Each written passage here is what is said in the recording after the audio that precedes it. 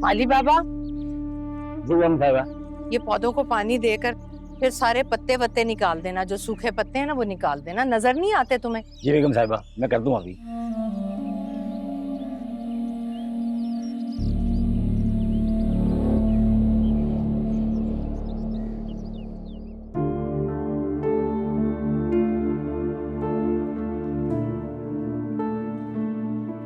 आयजा निमरा, और जो सुबह हो गई है। अबू ठीक है? आप कैसे हैं? अबू बेहतर है, अम्मी उनके साथ ही हैं। अभी घर चलो, हम शाम में आके मिल लेंगे। मैं मिलाऊंगा। शाम में मिल लेंगे ना? आओ अभी घर चलते हैं। शाबाश, आ जाओ।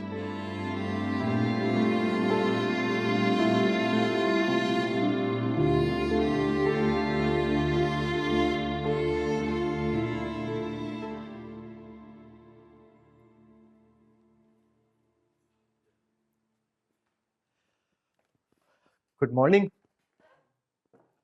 Good morning.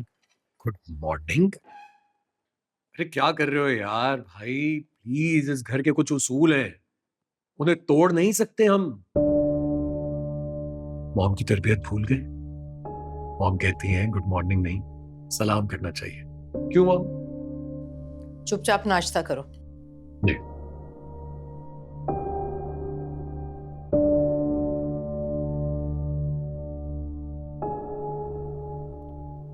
ये रजा भाई को क्या हुआ है?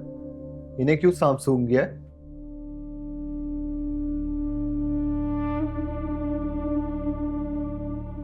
अच्छी तरह जानता हूं चुप क्यों बैठा है, और इसलिए बुरा भी लग रहा है मॉम।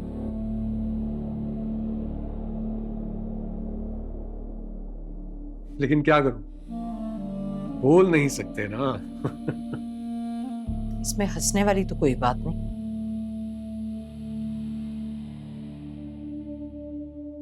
कुछ भी नहीं, ये तो अफसोस की बात है।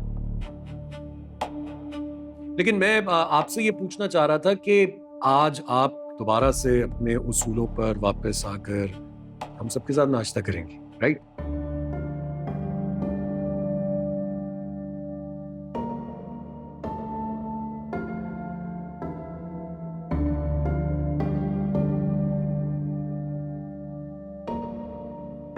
आज बाबा नहीं आए नाश्ते के लिए।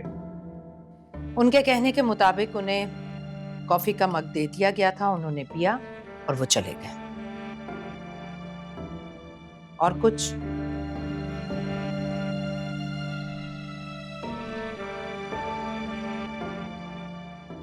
रजा? रजा, रजा, मॉम कुछ पूछ रही है। तुम्हारी तबीयत ठीक है? जी मैं ठीक हूँ।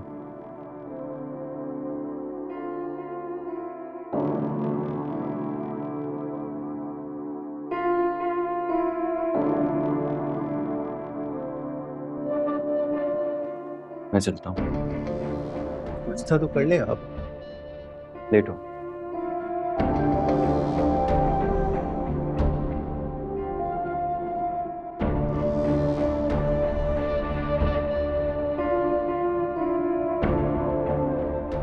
मॉम, वैसे आपको अपने सबसे प्यारे बेटे का ख्याल भी नहीं आता?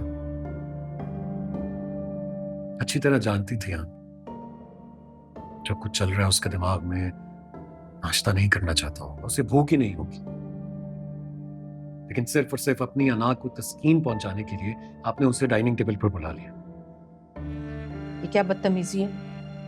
तुम रोज बरोज अपने बाप जैसे होते जा रहे हो। मेरा बाप है, अपने बाप जैसा ही होऊंगा, लेकिन उससे क्या मिल गया जो आप पर गया है, जिसने आपकी तरबियत का इन्फ्लुएंस अपनी जिंदगी पर हावी कर दिया है। आज खुश हैं आप? आपकी वजह से उसकी जिंदगी तबाह हो गई, आपकी वजह से उसका घर उजड़ गया है। अली, तुम अधूरा बोलते हो। घर बसने से पहले ही उजड़ गया, जुमला ऐसे पूरा होता है। Shut up! बहुत बोलने लगे हो तुम लोग। मुझसे बहस करने की तुम लोगों की हिम्मत कैसे हुई? मॉम, मैं तो सिर्फ जुमला पूरा कर रहा था। बिल्कुल मॉम, वो तो सिर्फ सही जुमला बता रहा था मुझे, अधूरे जुमले को पूरा कर रहा था। तुम दोनों को देख लूंगी मैं अच्छी तरह से जानती हूँ किसके बलबूते पर तुम लोग इतना अकड़ रहे हो। तुम्हारे बाप के पास कुछ नहीं है। वो तुम्हें लेकर किसी झोंपड़ी में तो जा सकता है, मगर किसी घर में नहीं। और आपको क्यों लगता है कि इस आलीशान घर में रहने के लिए हम लोग अपनी जिंदगियां बर्बाद कर लेंगे? इस घर में वही होगा जो मैं चाहूंगी। तुम दोनों कान खोलकर सुन लो, मेरे खिलाफ जाने का कभी सोचना भी मत। और फिजा, उसे तो उसका खमियाजा भुगतना पड़ेगा। मॉम, मेरी बात भी सुन लीजिए आप। किसको किस बात का खमियाजा भुगतना पड़ेगा ये तो वक्त ही बताएगा। तुम अपनी माँ को धमकी दे रहे हो? मैं देख लूंगी।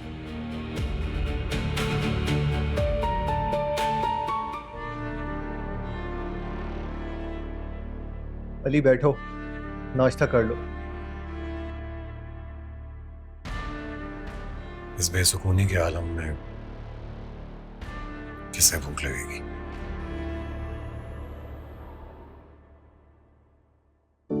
कैसे हो? तबीयत ठीक है? बेहतर हूँ आयशा। मुझे माफ कर देना मेरे भाई। ज्यादा बातें ना करें, इन्हें आराम की जरूरत है और आप दोनों में से कोई एक यहाँ रह सकता है। सुरैया तुम जाओ, मैं हूँ यहाँ पर। मैं बाहर ही हूँ, आप आराम से लेटे रहिएगा।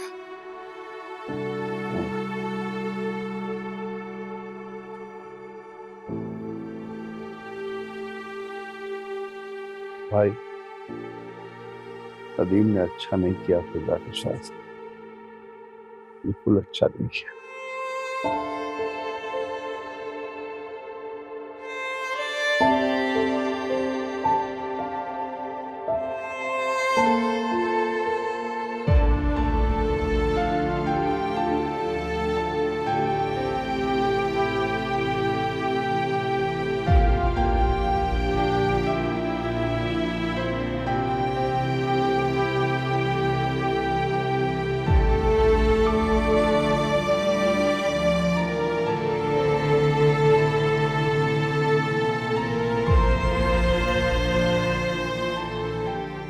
मम्मी, तुम क्यों आ गई बेटा? शाम को आराम से आ जाती। को ड्रॉप करने के बाद बस मेरा दिल नहीं लगा। पापा कैसे हैं? हाँ, पहले से बहुत बेहतर है। वो आ गया उन्हें, डॉक्टर कह रहे थे कि शाम तक रूम में शिफ्ट कर देंगे। इंशाल्लाह। अम्मी, आपने पापा को क्यों बताया? मेरी जान में उनसे कैसे छुपा दी? बच्चे तो नहीं है ना, उन्हें सब पता है।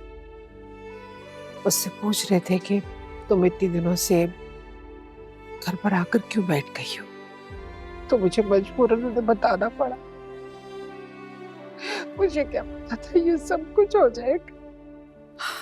अम्मी, अब जो सब कुछ हुआ है वो भुगतना तो पड़ेगा। क्या पता मैं वापस जाऊं।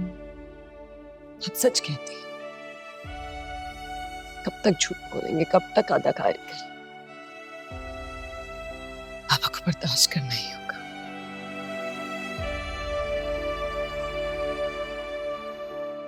बेटियों की किस्मत का पता ही कब चलता है, कब कौन सी ब्याही जाएगी, कब कौन सी ब्याह के वापस आ जाएगी।